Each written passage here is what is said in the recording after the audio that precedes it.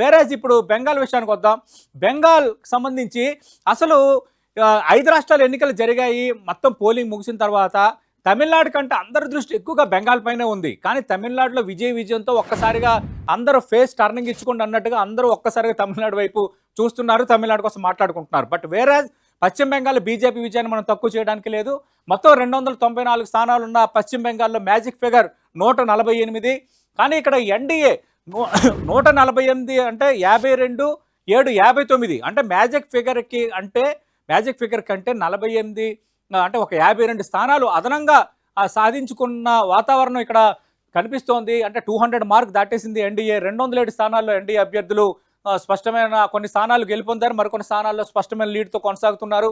అలాగే తృణమూల్ కాంగ్రెస్, అధికారంలో ఉన్న తృణమూల్ కాంగ్రెస్ హ్యాట్రిక్ పాలన అందించారు మమతా బెనర్జీ. కానీ ఈసారి 4గోసారి బెంగాల్ ప్రజలు ఆమెని ఆహ్వానించలేదు. టీఎంసీ అభ్యర్థులు కొన్ని స్థానాల్లో గెలుపొందారు, మరికొన్ని స్థానాలు లీడ్లో ఉన్నారు. మొత్తం కలిపి 80 స్థానాలు అటు లీడ్ పాయింట్గా కనిపిస్తోంది. ఇక కాంగ్రెస్ పార్టీ పోటీ అనేది అక్కడ నామమాత్రం. ఎందుకంటే గతంలో బెంగాల్లో తిరగలేదన్న శక్తులుగా వ్యవహరించిన కాంగ్రెస్ కానీ లెఫ్ట్ పార్టీస్ కానీ ఆ తర్వాత మమతా బెనర్జీ రావటము, అంతకుముందు లెఫ్ట్ వచ్చినప్పుడు కాంగ్రెస్, అలాగే మమతా వచ్చిన తర్వాత లెఫ్ట్, 2 ప్రధాన శక్తులు బాగా నిరసించిపోయాయి బెంగాల్ రాజకీయాల్లో. దాంతో ఇక టీఎంసీ ఏకఛత్రాధిపత్యంగా నడిచింది.